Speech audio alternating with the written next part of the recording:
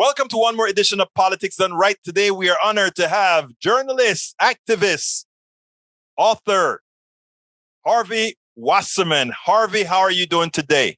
Hey, Egberto, whenever I'm with you, I'm always great. It's great to be on your show. Hey, brother, I've been trying to get to you for the last few weeks to talk about the Supreme Court.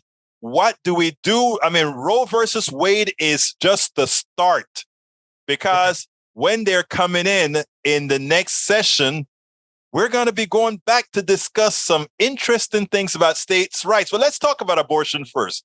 What's going on? What do we do? Well, these guys, you got to remember, we're on the brink now of having a dictatorship of the Supreme Court. The Supreme Court believes it has a divine right to rule the United States of America, just like all those kings did, back in medieval Europe. Mm-hmm. And these people, people talk about bringing America back to the 1800s. These people, these Supreme Court, I won't call them justices, whatever they are, judges.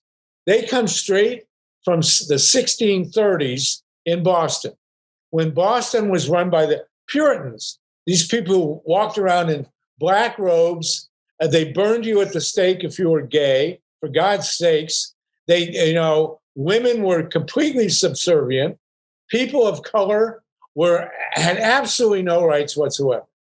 The right wing in this country is not against the right to vote as long as you're white and have property. I mean, that's basically where we're at here. The right wing in this country hates democracy.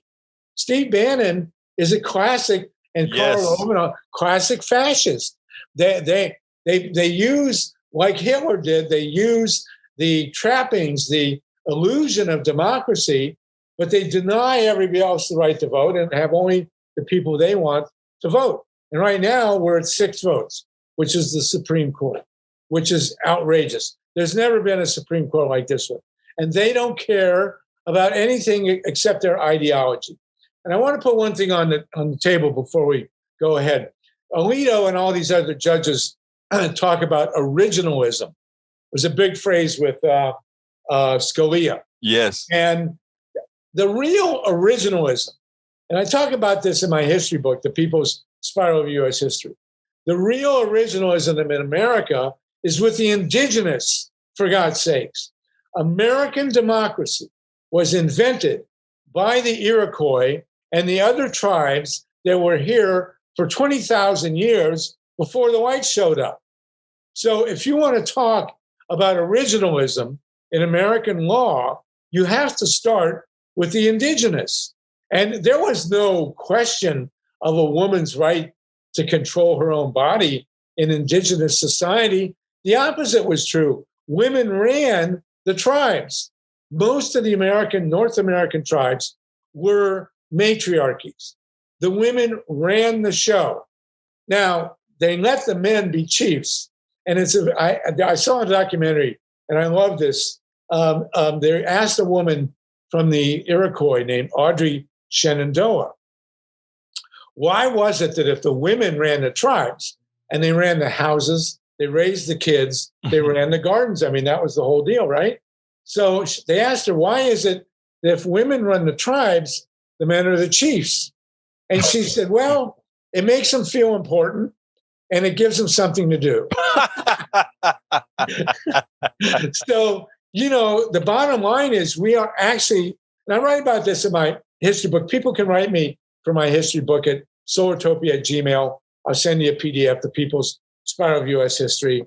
The bottom line is that the biggest transition in human history right now is the transfer of power from men to women.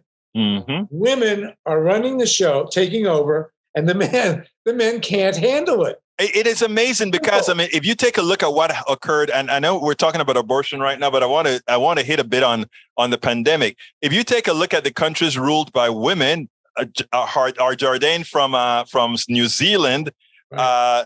Germany's Merkel, and you look at how the women handle the pandemic, it was entirely much better than men who had to test their testosterone for everything or try to make a buck before they could do anything. Well, I was drinking a lot of bleach like Donald Trump, and I don't know. That's why my hair is all white. So, you're 100% right. And women are we hope are less warlike. But the reality is that not only the majority, almost 2/3 of the college students in this country now are women. Right. More than half. I'm married to a lawyer. More than half the lawyers in the people in law school are women now. And all over the world, women are taking over. The men can't handle it. And so Roe v. Wade is about suppressing women. But in the indigenous, as I say, a woman, if she had an unwanted pregnancy, she didn't go consult with a guy, she just took a bunch of herbs, and that was it. They controlled their own bodies. It was never a question. It was never a question during the writing of the Constitution. It never came up. The word abortion doesn't appear in the Constitution, even among the white guys. And I want to make another point very clearly, Egberto. You got these evangelicals, white evangelicals, men who are running around calling themselves Christian and saying that the United States is a Christian nation. And I will tell you, in addition to the indigenous, who of course were not Christian, the writers of the Constitution were, not only did they not say that this was a Christian nation, they're very clear saying it was not a Christian nation. They weren't Christians. I know. Some were atheists, some were human. I mean, it's amazing. I'll give you the rundown. I'll give you the lineup here. George Washington considered himself to be a Christian. Uh-huh. In one pocket, he had a Bible, and in the other pocket, he had a flask. He was a serious alcoholic, George Washington, but he was very clear on tolerance in America. Very clear. This was not a sectarian country. He wrote a letter to a synagogue in Rhode Island saying, look, you practice your religion. You're more than free to do that. We are not a Christian nation. Thomas Jefferson was a deist. John Adams was a Unitarian. Mm-hmm. His wife, Abigail, John Quincy Adams, the 6th president, Samuel Adams, the great revolutionary, they're all Unitarians. Right. James Madison. That means they believed more or less in a divine being, nothing to do with Jesus. They liked Jesus. Thomas Jefferson wrote a very famous book called The Life and Morals of Jesus of Nazareth. It was published in 1820. And he basically took the life of Jesus and he wrote it out and he subtracted all the miracles and he subtracted the resurrection. And he basically said, look, Jesus was a really cool guy. He did all this great stuff. I really like Jesus. He was a progressive. He believed in human rights. He believed in women's rights, but he was not divine. The most important of all of them was Benjamin Franklin. Right. Benjamin Franklin, who's the great intellectual scientist, godfather of America. He was a deist. He believed there was some kind of divine force that created the universe and then just left and let us, work our stuff out. And Thomas Paine, Ben Franklin's apprentice, these guys didn't believe neither did Abraham Lincoln, by the way. Mm-hmm. Lincoln actually wrote a pamphlet saying that the resurrection, come on. This idea that we're a Christian nation is utter nonsense. And, you're starting to see now, Egberto, this is very important. And only in the last month or two, there is a serious decline in the evangelical movement. Yes. The numbers have dropped by half. And it is now the oldest, a sect. And not only is it dropping in numbers, but it's shattering. Mm-hmm. A lot of the evangelicals who are looking at January 6th and looking at Steve Bannon and Donald Trump, for God's sakes, are saying, whoa, come on, this isn't Christianity. Jesus, Steve Bannon sits with a picture of Jesus behind him and on his podcast, and he says stuff that will make Jesus cringe. Turn the other cheek, love thy neighbor. Come on, will you?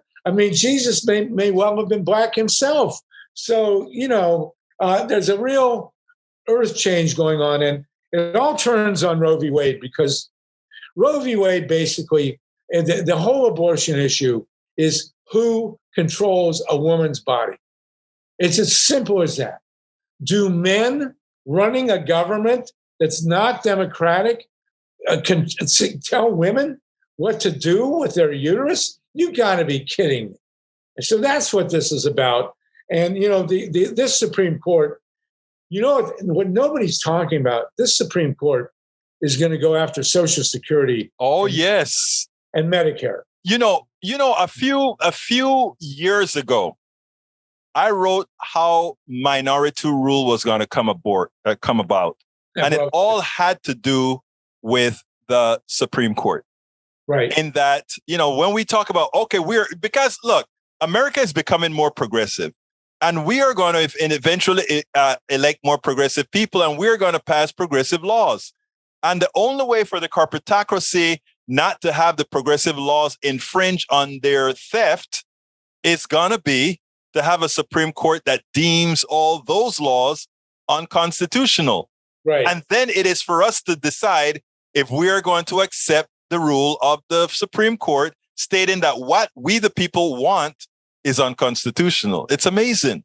Yes. And nobody's talking about the two big items, which are Medicare and Social Security. Yes. And I know that this court, when it gets done with gay marriage and gay rights and all the social issues, and banning books and destroying public education and all the poverty programs, they're going to wipe all that stuff out.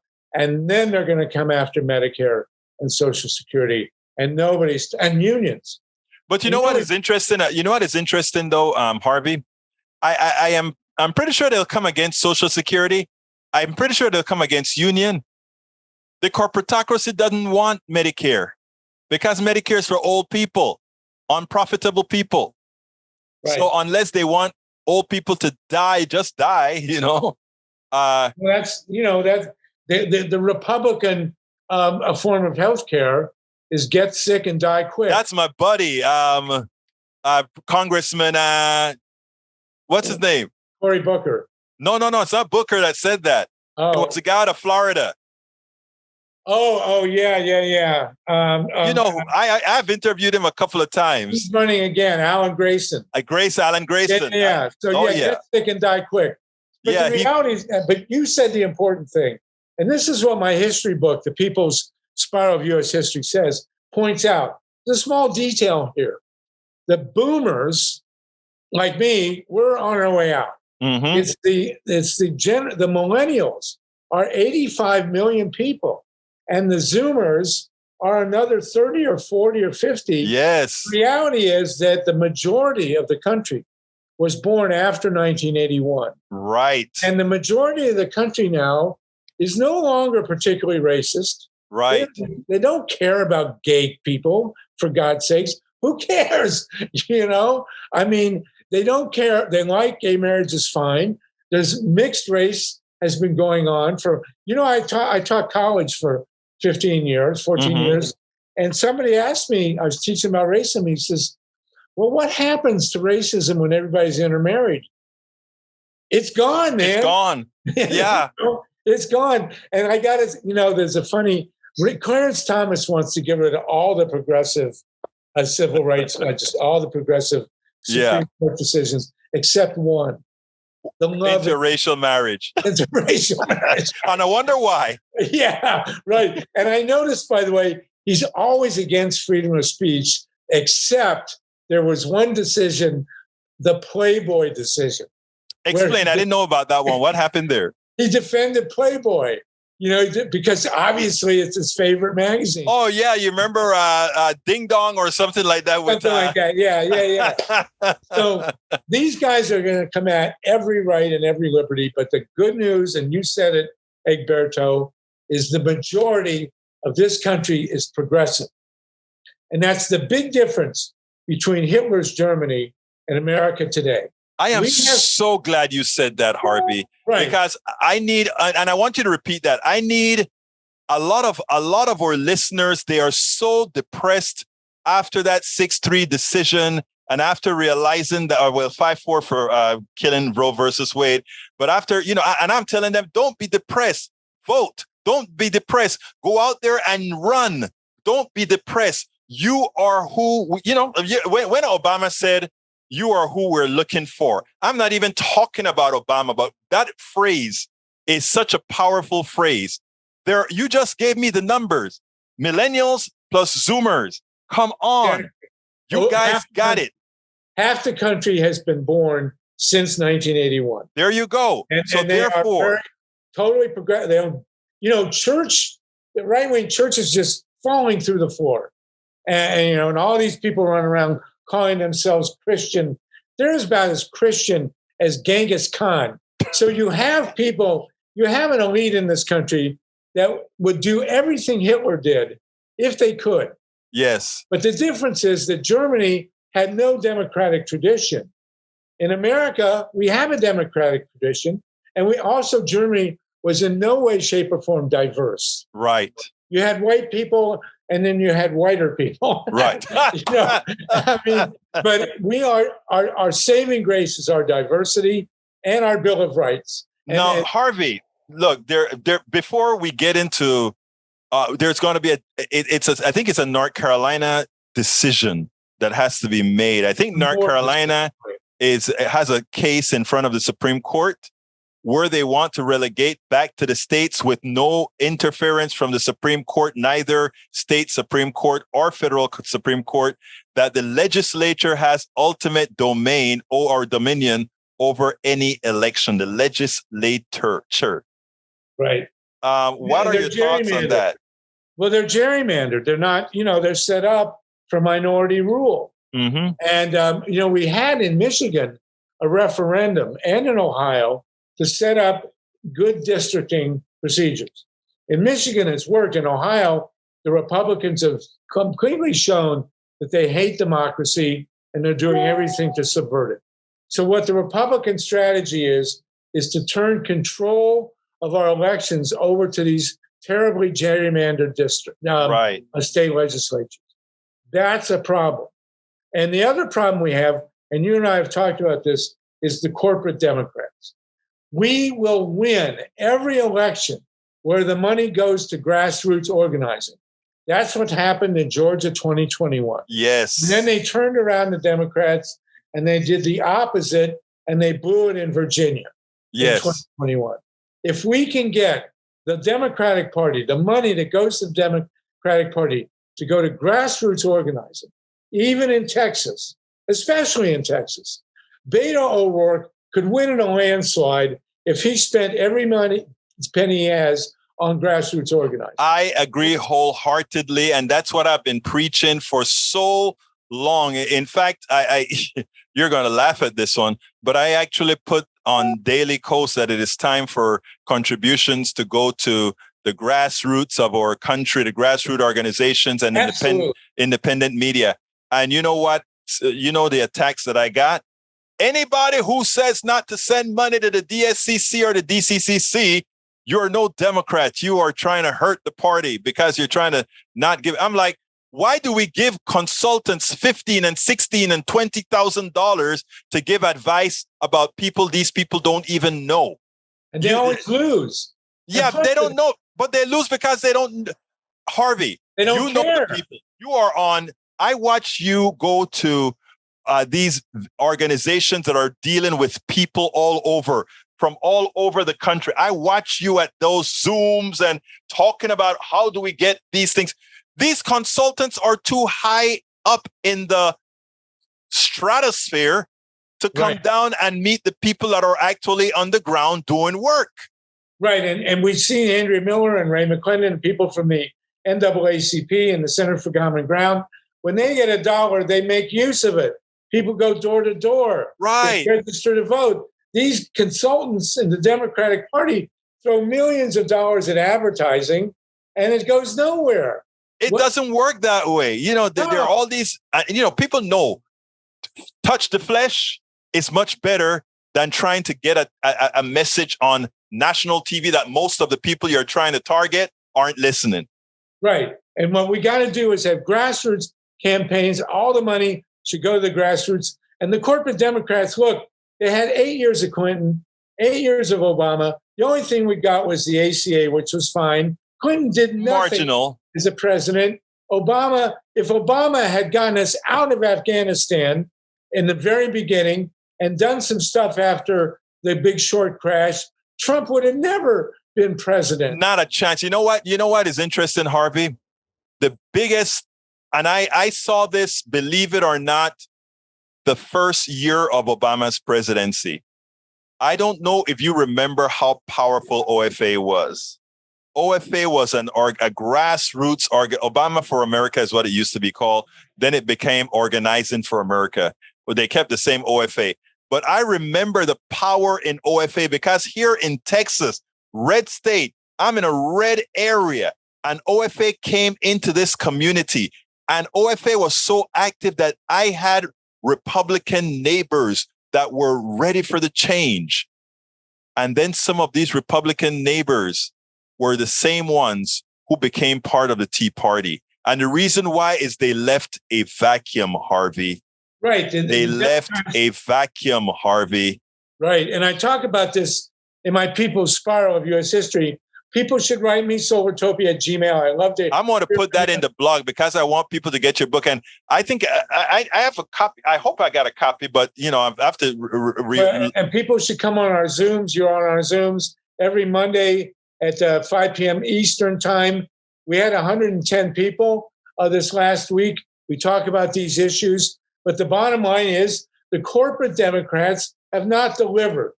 And you wonder why working class people go with Trump. Is because Clinton and Obama didn't give them anything. And Hillary wasn't going to deliver any substantial benefits to working people. And actually, Trump promised to get out of Afghanistan. Of course, he didn't. But, so we have to take over the Democratic Party, Egberto. We've got to use that money for grassroots organizing. We have the people on our side. You look at, they call us socialists. Okay, I'm in favor of Medicare for all. 60% of the American public or more supports Medicare for all. Abolish student debt, end homelessness, end poverty, and destroying the environment. Go to the technologies that really work. All the stuff that progressives support in this country, that the right wing calls socialism, is supported by a majority of the public. And we have earned it. Yes. We have earned it. The wealth that the wealthy has were made on our backs. You know what's interesting, Harvey? I want to say, because I'm glad that you framed it as corporate Democrats, because, right now it is in vogue to blow up on Manchin and blow up on cinema, right? Right. They are currently just the whipping persons, right? Because if they weren't blocking some of the stuff and Build Back Better, I can guarantee you I could call 5 other Democratic senators that would have found a way to block it, just like they found a way to block the public option to the Affordable Care Act when we had 60 votes. Right. And they didn't bother to make DC a state. There you go. And we had 60 votes. Yes. And here you have more than 700,000 people, including my sister, my niece, and my nephew and their kids, in Washington, D.C., more people than Vermont or Wyoming, and it's not a state. And here the Democrats are screaming at Manchin and Sinema, we'd have 52 Democrats if they had bothered. And Clinton could have done it.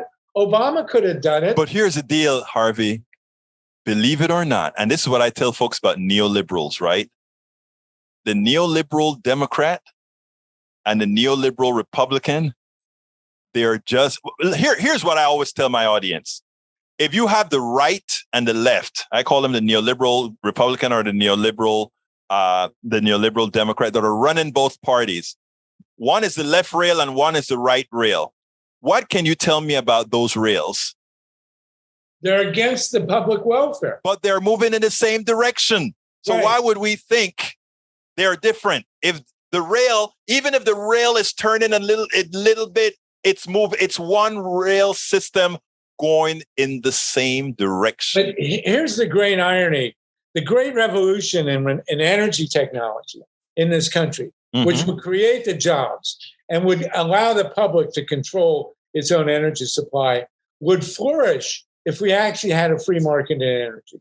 If they would force the nuclear plants to be to compete on the open market, and coal and oil and gas, which are completely priced out now because solar and wind are better. And not only that,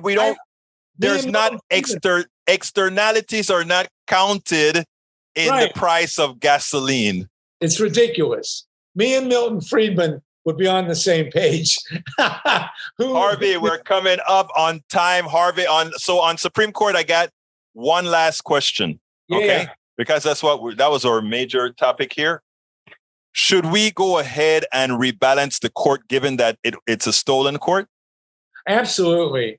I mean, and these guys, all these guys lied in their Senate hearing. They flat out lied. They should be impeached. And there also need to be age limits on the court. 65 is fine, maybe 75, I don't know. But the court is completely out of control now. It's the worst court in history. We do not need a dictatorship of 6 Supreme Court members who are not justices. And you'll notice, by the way, that the 3 liberals now are all women. I noticed that. Yeah. You got a black woman, you got a Jewish woman, and you have a Hispanic woman. So maybe we should make it mandatory all future people on the Supreme Court are women. Actually, I want the next appointee has to be another progressive woman. I think it's time. And I don't want anybody complaining because the court had men on since its inception. No, except for Sandra Day O'Connor, who served for quite some time, and RBG for a couple of times. I want women to start taking control, and I want a woman to win. Just remember, and please write me for my book, People's Spiral of U.S. History. I'll send you a free PDF, Solartopia Gmail, and I'll send you the link to our Zoom calls. Egberto, we love having you on our Monday Zoom calls. But the bottom line is this, just remember this. We are the majority. We support Social Security, Medicare for all, unions, saving the environment, free education, end homelessness, poverty, and hunger. All those things are supported by the majority of the American people. What we want in this country is majority rule, for God's sakes. What a concept. What a concept. Harvey Wasserman, author, journalist, activist, extraordinaire. Thank you so kindly for having been on Politics Done Right. Egberto, you're the greatest. Thank you. Thank you, sir. Politics Done Right depends on you to keep doing what we do. What do? We make sure to keep, number one, the internet seeded with blogs and information to counter the right and to present what progressives represent for the benefit of us all to everybody so that it's not misread, misled by any other entity. We make sure and populate that internet with blogs, with videos, with all these other things to make sure that we are informed and to counter everything that you normally hear that are lying at the right. We also make sure to create articles in magazines, articles in newspapers all around the country to ensure, again, that our message gets out there. Last but not least, we also write books. As you see it, Class Warfare, the only resort to right-wing doom, How to Make America Utopia, are 2 of the many books that I've written on these issues. So please support us in one of many ways. Numero uno, you can support us at PayPal, either one time or monthly. Go to politicsdoneright.com/PayPal. You can support us on Patreon. That is politicsdoneright.com/Patreon. Patreon is spelled Patreon. You can support us by becoming a part of our YouTube channel, going to politicsdoneright.com/YouTube, or you can support us in many other forms that you can find at politicsdoneright.com/support. Be sure to visit our store, politicsdoneright.com/store, and get our books at politicsdoneright.com/books. A few years ago, two professors from Princeton, Professor Alan S. Binder, Princeton economics professor, as well as Professor Mark Watson. They came out with the definitive report. They looked at, I think, 12 different presidents, 6 Democrats and 6 Republicans, or maybe 8 of each. I don't remember exactly how many. And they did it sequentially, right? And it turns out that the economy does substantially better, out of the margin of error, better under Democratic presidents than it does under Republican presidents. Now, they looked at all kinds of factors, and when it comes to under Republicans, we had certain things like certain types of shocks, so they had to discount for those. So they're saying Republicans just got unlucky with some of these shocks, right? And that's understood. But they said that only explained about between 42 and 60% of the delta, the 2 points or so better that the economy does under Democrats. So it only accounts for a few. The professors, after they've found that the luck part could only be attributed between 40 and 60%. And by the way, I don't even call that luck, because the rest of the world knows who's president of the United States. They know how to act based on who's president of the United States. They know how to spend based on who's president of the United States. And if they think things will go better, of course, an economy which has some psychological factors in there as well would do better. And that's the reason the economy does better under Democrats than Republicans, not only because of policy, but because of expectations and all of that. The professors proved that. You know, their study, their analysis is great.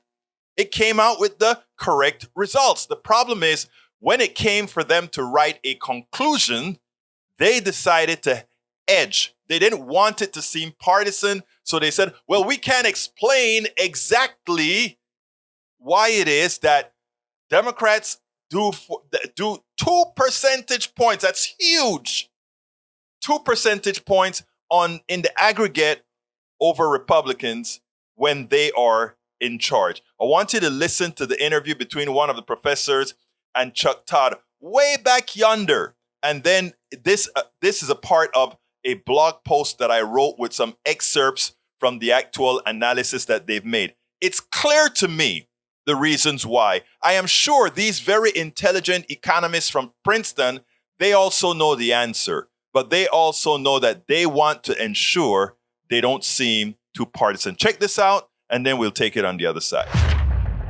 According to a new analysis paper by economists Alan Blinder and Mark Watson, it's not policy or politics. More often than not, they say it's simply dumb luck.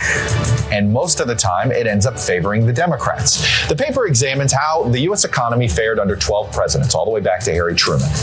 What they found was that generally, Democratic presidents were in charge when the economy was doing the best. You can see Truman, Kennedy, Johnson, and Clinton stand out on the chart. Interesting to note, Carter's numbers are probably better than you realize because GDP growth was good at the time. His problem, of course, was inflation. Now, Reagan's numbers are probably worse than you remembered. Don't forget the start of his presidency was clouded by a severe recession. Now, overall, the economy grew at a rate of more than 4% under Democrats and 2.5% under Republicans. It's a pretty dramatic difference. But why? Well, Blinder and Watson looked at a number of possible factors, and they came up with 3 big ones. Number 1, oil shocks. The spike in prices in the early 70s hurt Nixon and Ford, and a 3-fold increase in prices did huge economic damage under George W. Bush. The second big factor, productivity. Surges in productivity helped Kennedy and Johnson, while a drop in productivity hurt Reagan. But the paper concludes, quote, these look a lot more like good luck than good policy. Now, the third big factor is simply consumer confidence. But the paper argues that may be a self-fulfilling prophecy. In other words, quote, consumers correctly expect the economy to do better under Democrats and then make that happen by purchasing more durable goods. So, in fact, Blinder and Watson describe all 3 as luck factors that seem to happen randomly. So what about the policy? What about defense spending? What about Congress? The paper finds they may play small roles, but that they say are more or less insignificant when it comes to determining why Republican presidents seem to get the fuzzy end of the economic lollipop. But the researchers admit the three luck factors can only explain about 60% of the gap. They say the rest remains, for now, a mystery of the still mostly unexplored continent.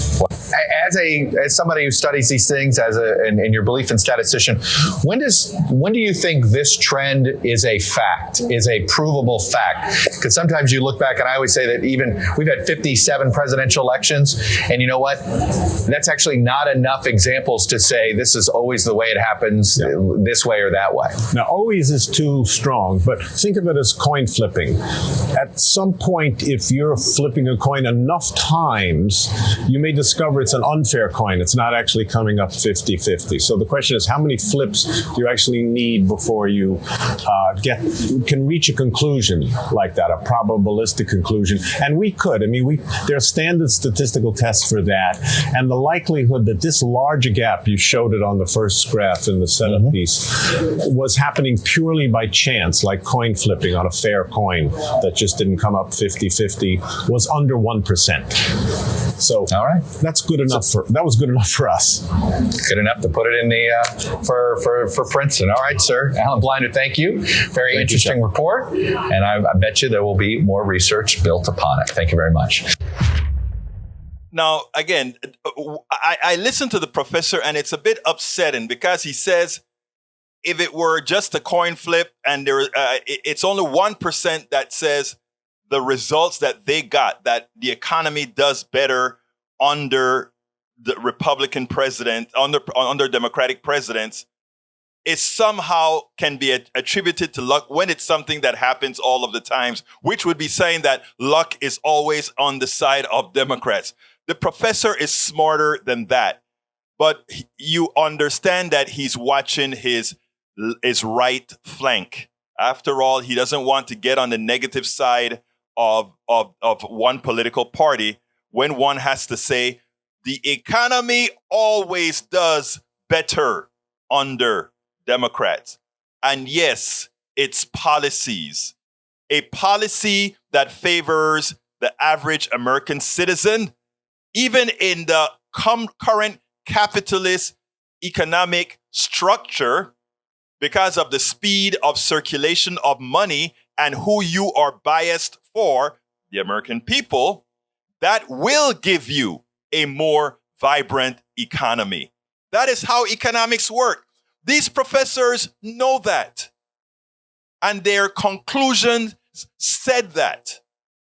Or rather, the results of the research said that. Now, when it came to expressing the conclusion, they did say it's not chance. Yes, the economy does better under Democrats, but maybe it's luck plus something else we don't know. Of course it does better, and it does better because of policy, middle-class centric policies, better on one side than the other. Not as good as it should be, but better. Today we have the honor of speaking to Dr. Anand Bhat. I always call him my millennial doctor buddy. How you doing, Anand? How are you doing today? I'm doing okay. I have COVID and I'm trying to recover, but I'm taking the pills. I'm feeling a little bit better. So you're taking Paxlovid, right? Yes, I am. I got it for $6. It's not bad.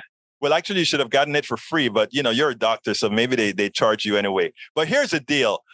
Before we even get into some of what I want to talk to you about, you had this interesting conversation I think it was at a restaurant covering college. And since we hear, since we talk about college here and the debt that people are in college here, give me that story about this woman who found out in Zurich, in what town it was? Zurich, Switzerland, yes. 700 francs per semester to go to school. That's it. And that's not even for school. That's for books and room and board. Yeah. I was in Switzerland. I took a walking tour, and there was some Americans there, and there was a family from Massachusetts. And the tour guide was telling us, that the number one university in continental Europe is ETH Zurich, which is the technical college, which is Google's biggest office outside of California, is actually in Zurich. And she says, well, education is public, it's state. We have no private universities in Switzerland. We charge 700 francs a semester. It's not for tuition, it's for books and room and other supplies. And that's how much school costs. Let me stop you for a second. Exactly what is francs in dollars? So usually it's like 1 franc is $1.10, but right now it's about equal. Okay, so, good. Yeah. So $700 has to come out of somebody's pocket who wants to go to college. Yeah. And they get room and board. Yes. And then she says, I don't know what it's like in America. I heard it's $3,000, $4,000, $5,000. And you laughed. And I was like laughing because I was like, no, we wish it was $3,000, $4,000, $5,000. And this lady who lived in Massachusetts is like, oh, but you must be paying so much in taxes to pay for these things. This is very cheap. And I said, well, you either pay for it in taxes or you pay for it in the poverty of young people. So you pay for it either way. So you can make young people poor or you can pay it rationally. And then she said, or their parents can pay for it. And I said, yeah, not everyone has parents and not everyone has parents that can and will afford it. And it's not normal to have dozens of colleges that charge $60,000, which is what Boston is. In the world, that's not normal. So she didn't really care for that explanation, but I had to stand up for the regular Americans and not the very rich Americans who get to travel to Switzerland. But you know what is so funny? That how easy it was for her to come out of her mouth that, if the kids don't pay, the parents will. Not realizing that we already made the fact that 80% of Americans couldn't handle a $400 incidental. Imagine that. And you have a person traveling to Europe who here's a good thing that we need to export to the United States. And she says, the parents can do it. Export. No, I disagree, Egberto. Export. Free higher education was invented by America. The first public high school in the history of the world is Boston Latin, which is 400 years old, where Benjamin Franklin dropped out of. America invented free high school, okay? In 1900, the United States was the only country where people were routinely going to high school. That's why we have basketball. Do you know why we have basketball, Egberto? No, I don't. Because we had all these teenagers who were going to high school for the first time, and there was no sport for them to do in the winter up north. So they invented basketball. So there was something to do. And that's why basketball has a long history. It was invented in Massachusetts and it moved to Kansas. And Kansas, a famous coach, I can't recall. And it was a cold weather sport for kids to do. That's why we have these gyms. And that's how you have gyms throughout America, which is why basketball is able, I'm from Beaumont, Texas. We have a famous basketball player, not from my high school, but from the other school in my school district. And it's universal. Access to basketball is universal in the United States. You can be an NBA player, literally for the Boston Celtics, and be from the poorest high school in my hometown. But, if you want to be an actor or an engineer from the poorest high school in my district, that's not going to happen. But you do have universal access to basketball. Hey, but you know what is great, Anand, is that that what you said, we invented so many things and the other people seem to have perfected it because now their kids get educated. Google builds their biggest, second largest plant out in Zurich in a country that's much smaller than ours because they have an educated population because people can afford it. Yeah, it's amazing. And I had to tell people this. I was like, the University of Texas, where we both went, was $50 in 1970. Mm-hmm. It was cheaper than $700. Let me tell you, when I came to the States, right? While you had in-state tuition, I started at out-of-state tuition. When I went to school, the people in-state were paying $4 per semester hour. When I came, I was paying $40 per semester hours. That was I'm an old man. That's a long time ago. And that was, let me tell you, that was 10. In other words, you paid 10 times the amount the in-state person paid. Okay. It is just amazing. And now, I imagine now it's, what I paid for as an out-of-state foreign student is what they pay now plus more as in-state Texas. It's crazy. It's crazy. No, I agree.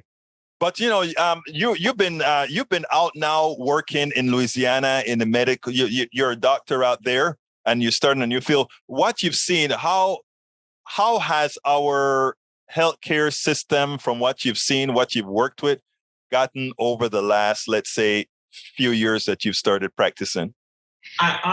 There's so many problems with the American healthcare system. It's not even easy to answer, because we had a recent person who became a faculty member here on a visa, and she had only practiced in New Jersey and California. And now that she was in Louisiana, she was shocked because she never worked in an area that was underserved.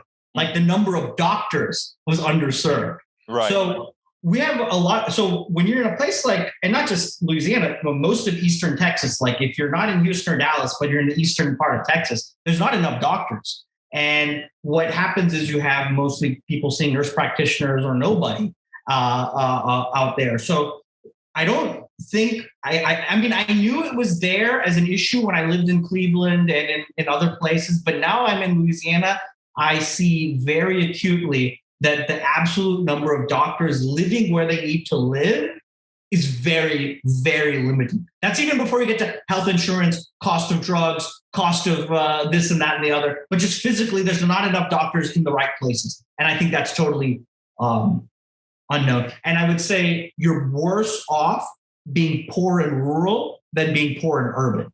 That's okay. Medically speaking. Now, it is amazing because now what that means is when you need to make an appointment for a doctor, again, you first of all, using the emergency room is always the last resort, and that's what people use as first resort because they don't have health care. But what you're saying, though, is that people then now, even in this capitalist healthcare system that is supposed to be great because it's private, if you call a doctor, you probably have to wait for several weeks before you can see one. People are of such varying education levels in this country that you have people like this woman from Massachusetts who has mental access to all of these things. And then you have people who don't even know that certain of these specialties even exist, even in a bigger city in Louisiana, which might have all the specialties. People wouldn't even know from a smaller town to be referred to that specialist. Even the doctors may not know. You know, the inequalities are just absolutely massive, even before we get to even the payment system, which is, again, unfair and crazy. Now, here's another one that's very interesting that I don't know if you know. One huge difference is in Louisiana, historically, the government has owned a lot of the hospitals. I didn't know that. Yeah. So because it's French, there was a charity hospital system. So charity in New Orleans was very famous, but under Huey Long, the government owned several charity hospitals throughout the state. They owned in Pineville, Shreveport, Monroe, New Orleans, Baton Rouge. Yeah. So they had a state, and it wasn't a county hospital system like you have in Texas, where only Ben Taub in Houston and whatever. It was a state hospital system because those towns were too poor to support it. So the state built them. Bobby Jindal became governor and he sold them to private companies. But the thing was, nobody was going to see these patients who were on Medicaid. So say you're on Medicaid and you live in North Louisiana, for example, and you need to see a rheumatologist, there's nobody to see you in 100, 200 miles. Like the geographic barriers are huge. Until recently, there was no Medicaid dermatologist north of Baton Rouge. So that's 2/3 of the state had no access to a dermatologist. They hired one guy and he's completely overworked. He had to close his schedule. He needs to hire multiple people. That's how busy he is in Shreveport. So that's an enormous issue. Now, one thing that I did. Wait, but let me see if I understand you correctly. Bobby Jindal, he went ahead and sold hospitals that otherwise would have been able to take care of those people, is what you're saying? So the government directly of the state of Louisiana owned these hospitals. In the this is Louisiana, in the bigger cities. I mean, right. The cities, the towns are microscopic out here. Okay. Right. What is interesting is most of the parishes, which is what they call counties here, right, still own a small hospital. Okay. And in that way, you probably are more served in a rural parish in Louisiana than in Texas. Because pretty much every little parish owns, it may be a Band-Aid station, so it may not be that great, but right, the parish directly, indirectly, or through some sort of nonprofit corporation, seems to own a parish hospital in almost every parish. The larger hospitals that are worthy of being called a hospital were owned by the state. There was like 5 to 10 of them. I can't tell you how many, but he sold them. And it ended up being a big corruption of privatization, because the contracts would have to be signed with a private company, and they would manage it, and basically lawyers and people. And when the governor changed to the current governor, he changed the contracts to different hospital system from New Orleans, and now they're running things in a very for-profit manner. But they are supposed to be taking care of the traditional population. Yes, the indigent population. So yeah, but they don't. Now that is sad. So I mean, so what you're saying is really no improvement over these last few years. It's just simply has gotten worse, and for profit has entered its tentacles even further into what was a pretty good public system. Yes, I mean, yes, because the idea that Huey Long had 80 or 100 years ago was basically, at the time before the Great Depression, the only medical school was Tulane, and it was private. And he invented this idea that I'm going to create a government hospital with an attached medical school, which was LSU. And that hospital is going to be learning research and implementing it on the people of Louisiana. So it would be a public hospital with a public purpose, with a public medical school. So research, science, service all go together. So it was the best medical education for the many, not the few. That was the idea. That is amazing. Now, my friend, you've got COVID and you're home and you can't move and you just have to quarantine for the next 10 days. I know you're probably going crazy, even though you're on Paxlovid and all that good stuff. Let me ask you this. What's your thoughts on COVID these days? How are we managing it? What are your thoughts? Do you think it's going to be with us for a while? Is it going to become a cold? Where are we headed? I don't know. I mean, they keep saying it will be. I don't know. I mean, because really, there are some people, and I'm not an expert on this, and I've seen so many people change their tune. I think everybody's become a politician in public health. I don't know who to believe. You know, there were countries like New Zealand and Australia who were doing the Chinese zero COVID policy, you know, and that would be one very severe approach, but it doesn't affect your day-to-day life when it's working. I don't know. I don't know what to think. With the number of mutations that keep happening in a globalized world, is there a solution short of a international zero COVID solution? I don't know. Will it eventually moderate and not be as deadly? I don't know. Long COVID. Well, any virus can moderate to either become less or more deadly, right? You don't know which direction they're going to go. I know. But historically, you know, these things would die down because there wasn't that much travel. Right. You know? But now there is. And I was just listening to a podcast about polio. And apparently they used to shut down pools and theaters in the summers in the 1950s. Then I heard about hand washing didn't become common in American culture until the 1919 flu epidemic. Mm-hmm. So I don't know, but one thing is for sure, it is said, and you'll like this. Do you know the origins of capitalism come out of a pandemic? I didn't know that. Yeah, so it's said that when the Black Death occurred in the 1300s in England, so many people died that they had to start paying people instead of having them being like feudal serfs, right? So you pay people in the Middle Ages. Well, because people had to, you couldn't get them otherwise. You couldn't get them because they died. And so there was a labor shortage, like now. People started asking for more money, like now. And it led to the end of feudalism, was the Black Death. So wars and pandemics have always changed the world. Let's hope that we start getting into more of a collective, as people don't only say we want money, but they start to say we want the company who we are making things for, right? Now, when that happens, that will be the beginning of what I wrote about, my utopia. You know, that's when that comes. Anyway, Anand, we got to get out of here.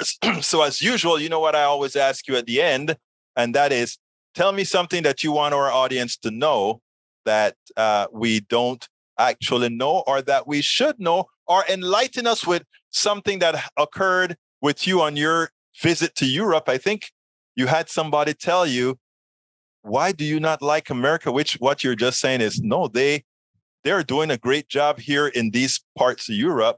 Maybe we should start emulating them. I'll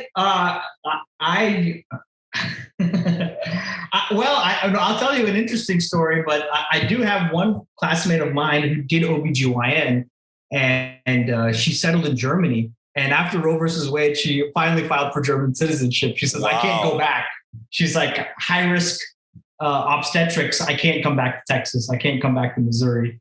So, I have some friends thinking about emigrating, which I think that's the new news I've heard. A lot of progressive minded people are thinking about moving from the U.S. So it's, I think some changes are afoot. That's we're doing everything necessary to lose our best minds. I tell you what's interesting.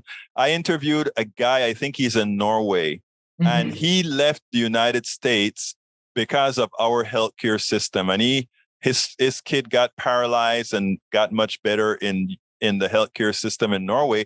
And I ran that story, and that story went viral all over the world, actually, with this guy who told the ills of the American medical system compared to Norway. And it is amazing that the things that we're doing, whether it be Roe versus Wade, whether it be for profit, hospitalization and medical healthcare, there's a lot that we're going to have to change. And it's people like you and I who stay here, progressives who stay here, that's going to actually get this change done. Anand, go ahead. Oh, one more thing. I haven't looked into it too much, but I saw in the Wall Street Journal that Amazon bought a medical practice. Yes, they did. So we are looking at direct corporate slavery of doctors. And yes. I was telling somebody that once they've squeezed the poor, which they've done forever, then they squeeze the lower middle, then the middle. Now they're going to squeeze the upper middle. And then the last two things that the capitalist system wants to squeeze is eat the last seeds of growth, which are education. Okay. In Texas, they're calling these politicians are calling teachers groomers, and they're just ruining the reputation of public education so they can privatize that and eat those seeds. And then the healthcare system, they're trying to eat the last seeds out of that, because those are the only things that any capitalist with any brains understands, that those two are essential to create the workforce you need to run your companies. But when you start eating even the seed corns, then you've reached peak neoliberalism. So, Dr. Anand Bhat, thank you so kindly for having been on Politics Done Right. Don't forget, folks, support the show at politicsdoneright.com/support. politicsdoneright.com/support. I hope you enjoyed the program, but we got to get out of here. My name is Egberto Willis. This is Politics Done Right. And you know how I end this, baby. I am what? Out. We spend a lot of time deconstructing the news, trying to parse it into a form that everybody can understand. We try to find those little nitpicks where it flies above the fray, etc. If you really like these videos that we do, I want to ask a big favor. Please go ahead. Number one, subscribe to our channel. And number two, please join if you can. Thank you so kindly for watching. Keep watching. Please remember to share. We must populate the entire internet with our progressive message, a message that we know is what most Americans say that they want. So help us, please join.